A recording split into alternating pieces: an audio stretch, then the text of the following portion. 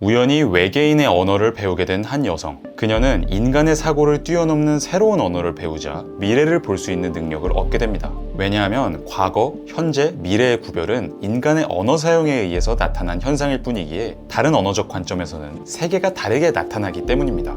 이 이야기는 SF 영화 컨택트에 나오는 설정입니다. 이 영화에서는 언어가 우리의 생각을 이룬다는 아이디어가 강력하게 제시됩니다. 저는 개인적으로 이 영화의 설정은 약간 과장이 섞여 있다고 봅니다. 새로운 언어를 배운다고 우리가 미래를 보게 될 거라고 생각하지는 않는데요. 이런 한계가 있긴 하지만 언어가 우리의 생각에 엄청나게 강력한 영향을 끼친다는 건 분명해 보입니다. 아마 지금 이 영상을 보고 계신 분들은 대부분 한국어 화자이실 텐데요. 우리는 어려서부터 알게 모르게 한국어를 자연스럽게 배우고 익히면서 한국어에 스며들어 있는 사고방식을 자연스럽게 탑재하고 있는 상태입니다. 대표적으로 한국어에서는 관계성이 굉장히 중요하죠. 사람과 사람 사이의 관계를 이미 전제해야만 할 수 있는 말이 한국말에는 정말 많습니다. 똑같은 말을 해도 어떤 인간관계와 상황에서 말하느냐에 따라서 말하는 방식이 달라지고요. 예를 들어서 부탁합니다 라는 뜻을 전달하고 싶어도 부탁해요, 부탁해, 부탁하잖아요, 부탁하네 이런 엄청나게 다양한 표현이 가능하거든요. 이미 우리는 미처 명확하게 생각하기도 전에 관계성을 다 생각하면서 말을 하고 있는 겁니다. 그렇다 보니까 한국어에서는 나와 저 사람 사이의 관계가 어떠한지를 미리 파악하지 않으면 말을 할 수 없는 경우도 되게 많이 있습니다. 그래서 우리가 그렇게 기를 쓰고 나이가 몇 살이세요? 직책이 어떻게 되세요? 이런 거 계속 물어보려고 하잖아요. 저 사람과 나 사이의 관계도를 그리고 있어야만 제대로 된 대화가 가능하니까요. 만약 우리가 한국어 화자가 아니었다면 이런 생각을 암묵적으로 받아들이면서 살아가고 있지는 않을 겁니다.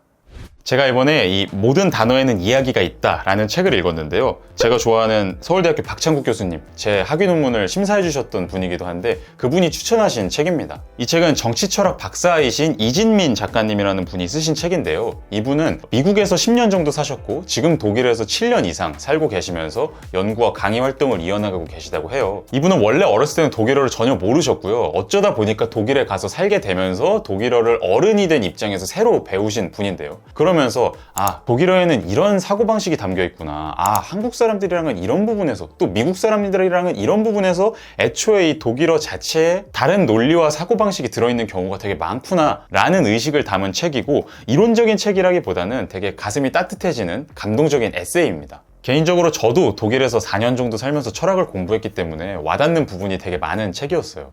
한국어가 아닌 다른 언어의 입장에서 세상을 바라보면 어떻게 보이는지 그 다양성을 경험할 수 있다는 점에서 되게 좋은 기획이라는 생각이 들었는데요. 제가 이 책에서 일단 첫 번째로 가장 인상 깊게 읽었던 부분은 독일인들은 우리랑 숫자를 읽는 순서가 다르다는 겁니다. 우리는 당연히 숫자를 큰 앞부분부터 읽잖아요. 21이다 하면 20부터 읽고 그 다음에 1을 읽죠. 그런데 독일어는 달라요.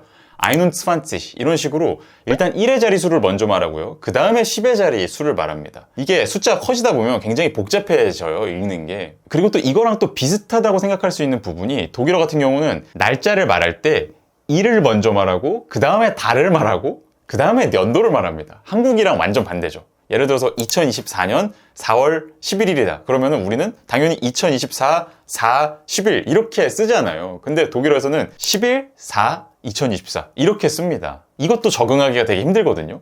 그런데 이진민 작가님은 이 현상을 그냥 지나치시지 않고 어떻게 해석을 하냐면 독일인들은 가만 보면 한국인들에 비해서 전체보다는 그 부분의 각각의 요소에 훨씬 더 주목하는 경향이 있는 것 같다. 이렇게 분석을 하십니다. 우리는 한 사람에 대해서 생각을 할 때도 그 사람이 어떤 조직에 속해 있는지, 어떤 학교 다니는지 이렇게 전체적인 틀을 바탕으로 그 사람을 규정하려고 하는 경향이 좀 있잖아요. 그런데 이거에 비해서 독일인들은 그 요소가 속해 있는 전체를 보기에 앞서서 일단 그 요소에 조금 더 주목을 해보는 경향이 분명히 있는 것 같다는 겁니다. 리처드 니스벳이라는 사회심리학자는 서양에서는 부분을 보는 경향이 있고 동양에서는 전체를 보는 경향이 있다라고 주장하기도 했습니다. 우리의 한국어가 관계지향적인 것도 이런 경향성과 관련해서 생각해 볼 수 있을 것 같아요. 왜냐면 내가 저 사람과 나의 관계를 미리 파악하고 그 다음부터 제대로 된 대화를 할 수 있다라고 느낀다는 거는 그냥 내가 저 사람을 저 사람이라는 개인으로서 마주하기보다는 저 사람과 나를 둘러싼 이 전체적인 지형도 전체적인 틀을 먼저 파악을 해야 된다라고 압박을 느끼는 거잖아요. 물론 동양이라고 해서 무조건 전체 먼저 보려고 하는 것도 아니고 서양이라고 해서 무조건 부분 먼저 보려고 하는 건 아니지만 이런 경향은 분명히 존재하는 것 같고 그런 경향이 독일어의 숫자 읽는 법, 날짜 읽는 법에서 나타나는 게 아닌가 생각을 할 수 있을 것 같습니다. 이 주제와 관련해서 제가 한 가지 생각나는 현상은 독일인들은 말을 할 때 연음 처리를 생각보다 많이 하지 않는다는 겁니다. 한국어에서는 말할 때 자연스럽게 각각의 음절이 이어붙게 흘러가듯이 말하는 경향성이 있거든요. 그런데 독일에서는 이 경향이 훨씬 더 약해요. 실제로 독일인들은 아무리 빨리 말을 하더라도 그 안에서 최대한 단어를 좀 끊어서 말하는 경향이 있거든요. 이게 저는 좀 그 각각의 부분에 집중하는 경향과도 분명 관련이 있지 않을까 생각을 해봅니다. 제가 두 번째로 말씀드리고 싶은 주제는 삶의 부정성에 주목하는 자세입니다. 제가 예전에 비정상회담이라는 프로그램을 보는데 거기에서 이탈리아 분이 이탈리아 클래식은 삶의 환희, 행복 이런 거를 표현하니까 너무 듣기가 좋다 이렇게 말을 하는 거예요. 그러니까 독일인 분이 음악에서는 우울함도 중요하다 이렇게 말을 하는 거예요. 왜냐면 우리 삶에는 기쁜 부분만 있는 게 아니라 분명히 어두운 면도 많이 있기 때문에 정말로 좋은 음악이라면 그런 것들까지 잘 표현을 해야 된다는 거죠. 그리고 독일의 음악은 전통적으로 그래 왔고요. 실제로 독일 클래식 음악을 들으면 되게 비장함이 느껴지는 것들이 많이 있죠. 이진민님은 독일어의 벨트슈메아츠라는 단어에 주목합니다. 이 벨트슈메아츠는 직역하면 세계 고통이라고 부를 수 있을 텐데요. 세계가 나한테 주는 고통이라고 생각할 수도 있고 이 세계 자체가 고통이다 라고 생각을 할 수도 있습니다. 보통 우리는 고통을 느끼면 그 고통의 원인으로부터 달아나면 고통에서 벗어날 수 있다고 생각하잖아요. 그런데 만약에 세계 자체가 곧 고통이라면 세계 전체가 나한테 이미 고통을 주고 있다면 우리는 그 근원적인 고통으로부터는 절대로 벗어날 수가 없겠죠. 세계로부터 벗어날 수는 없으니까요. 독일에서는 아예 이런 단어가 유명한 단어로 있을 정도로 독일 문화권에서는 삶에 어쩔 수 없이 존재하는 커다란 어두운 측면에 주목하는 경향성이 있습니다. 대표적으로 독일어권 사상가 중에 정신분석학의 창시자인 프로이트는 우리가 자기 자신에 대해서 생각하고 있는 지금의 이 의식의 이면에 훨씬 더 깊은 심리적 차원이 있다고 생각했는데 그 심리적 차원의 어마어마하게 많은 부분은 상처와 충격과 우울과 공허 이런 것으로 이루어져 있다고 봤습니다. 그걸 평상시에 우리는 우리 자신을 잘 들여다보지 않기 때문에 모를 뿐이고요. 이진민 님이 독일에 살면서 느끼신 독일인과 미국인들의 커다란 차이점은 미국인들은 주로 스몰 토크를 할 때 칭찬이나 좋은 말로 시작을 한다는 겁니다. 오늘 날씨 너무 좋네요. 머리한 거 너무 이쁘시다. 이런 식으로 하면서 처음 말을 한다는 거죠. 그런데 독일인들은 주로 불평부터 이야기하면서 말을 시작한대요. 대표적으로 줄 같은 걸 길게 서 있으면은 이거 언제까지 기다려야 되는 거야? 이렇게 누가 말을 하면은 그 옆에 있는 사람이 그니까요. 누가 일 처리를 이렇게 해? 막 이러면서 불평을 하면서 막 이야기를 한다는 거예요. 그 이외에도 독일인들은 비판을 굉장히 잘하는 경향이 있습니다. 그러니까 비판을 하는데 거리낌이 없는 경향이 있어요. 분명히. 그래서 그게 좀 외국인 입장에서는 차갑다고 느껴지기도 하는데요.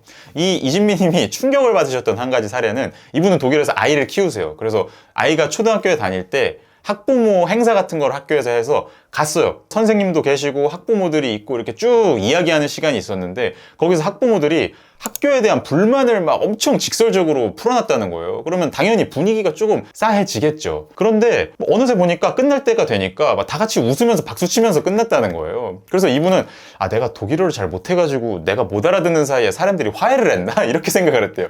그런데 나중에 알고 보니까 원래 독일에서는 그렇게 자기가 불만인 거 자기가 이 상황에 대해서 갖고 있는 비판점 이런 거를 자유롭게 말하는 분위기가 있고 그거에 대해서도 듣는 사람이 그렇게 상처를 받지도 않는다는 겁니다. 이 이야기를 읽고 저도 생각이 난 게 생각해보면 지금 생각해보면 진짜 충격적인데 제가 독일에서 대학원을 다닐 때 교수님이 커리큘럼을 짜 오잖아요. 한 학기 동안 읽어야 될 글들의 목록 이런 게 있어요. 그러면은 한 몇 주가 지나다 보면 학생들이 교수님한테 손들고 말을 해요. 교수님이 정해주신 글보다 이런 글 읽는 게 더 좋을 것 같은데요? 이 주제랑 관련해서 이 수업 주제랑 관련해서 제가 생각하는 이게 더 학생들한테 도움 많이 될 것 같은데요. 이런 식으로 교수님의 커리큘럼에 대해서 직접 뭐라고 해요. 물론 이거를 예의 있게 말하겠지만 어쨌든 굉장히 직설적으로 부정적인 피드백을 한다는 겁니다. 이게 그만큼 그 문화권에서는 삶의 부정적인 면에 대해서 받아들이는 태도가 조금 다른 것이 아닐까 싶고요. 그렇기 때문에 철학이 발달했나? 라는 생각도 들어요. 철학은 결국엔 끊임없는 상호 비판을 통해서만 발전할 수 있으니까요. 마지막 세 번째로 말씀드리고 싶은 주제는 유치원입니다. 유치원이라는 단어가 영어로 킨더가튼이잖아요. 근데 이 단어가 사실 독일어거든요. 이 단어는 아이들의 정원이라는 뜻이고요. 혹은 아이들을 위한 정원이라고 해석을 할 수도 있고, 프리드리히 프로에벨이라는 교육사상가가 1800년대에 만든 단어라고 합니다. 이진민님은 독일에서 아이를 유치원에 보내실 때 그 가텐이라는 정원이라는 말에 담긴 자연 친화적인 이미지가 정말 잘 가슴에 와닿았다고 해요. 왜냐면은 아이들이 뛰어노는 시간이 너무 많다는 거예요. 처음에 유치원에 보낼 때 마츠호세라는 걸 가져오세요 라고 준비물에 적혀 있더래요. 그래서 마츠호세라는 게 뭐지 하고 찾아보니까 아이들이 뛰어놀 때 입는 두꺼운 바지이더래요. 질긴 바지. 그러니까 독일에서는 그런 단어가 따로 있을 정도로 그 아이들이 흑장난하면서 자유롭게 노는 거에 굉장히 관대한 편인 것 같아요. 저도 그 마츠호세 입은 귀여운 아이들을 정말 많이 봤거든요. 이렇게 킨더가텐은 아이들을 위한, 그런 아이들이 뛰어놀 수 있는 정원일 뿐만 아니라 아이들의 정원이기도 한데요. 그러니까 아이들이 각각의 하나에 꽂히고 그 다양한 식물로서 아이들이 그 공간을 이루고 있다는 의식을 담고 있다는 거죠. 실제로 프로에벨이 유치원이라는 현대적 시스템을 구상할 때는 다양성을 굉장히 중요한 가치로 삼았다고 해요. 다양한 아이들이 섞여야 좋은 교육이 이루어질 수 있다는 거죠. 이런 의식을 지금까지 이어받아서 독일의 유치원에서는 기본적으로 아이들을 나이별로 나눠놓지 않는데요. 학급을 구성할 때 한두 살 나이 차이가 나는 아이들을 당연하게 묶어놓는다고 합니다. 저는 이게 굉장히 충격적이었거든요. 어려서부터 동 나이대 아이들이랑만 같이 있고 그 아이들끼리 경쟁하고 서로 놀고 이게 너무 당연했으니까. 그런데 그 독일의 유치원 시스템에서는 다양한 나이의 아이들이 섞여 있어야 각각의 아이들이 자신의 역할을 알아서 잘 찾으면서 그것을 체험할 수 있다라고 본다고 합니다. 이게 같은 나이의 아이들끼리만 섞여 있으면 자연스럽게 서열이 생기게 됩니다. 당연하잖아요. 어차피 비슷한 성장 상태인데 그럼 그 상태에서 누가 더 잘하냐, 누가 더 앞서 나가고 누구는 뒤처지냐, 이런 게 나눠질 수밖에 없잖아요. 그런데 나이 차이가 나는 아이들이 있으면 당연히 나이가 많은 아이가 나이가 적은 아이보다 잘하겠죠, 여러모로. 어린 나이에는 한두 살 차이가 정말 큰 차이잖아요. 그러다 보니까 그 속에서 자연스럽게 나이가 많은 아이들은 나이가 어린 아이들을 도와주는 체험을 하게 되고, 또 나이가 어린 아이들은 자신보다 더 나은 사람에게 어떻게 하면 도움을 청할 수 있는지, 어떻게 그들과 어울릴 수 있는지, 이런 것들을 자연스럽게 상호작용하면서 배운다는 겁니다. 물론 독일의 유치원이라고 해서 무슨 천국이겠습니까? 거기도 다 인간 사는 곳이고 문제점이 있겠죠. 제가 알기로 대표적으로 독일의 유치원에 자리가 부족한 경우도 되게 많이 있다고 하고, 그리고 한국인 기준에서 봤을 때는 너무 아이를 케어를 안 해주는 거 아닌가?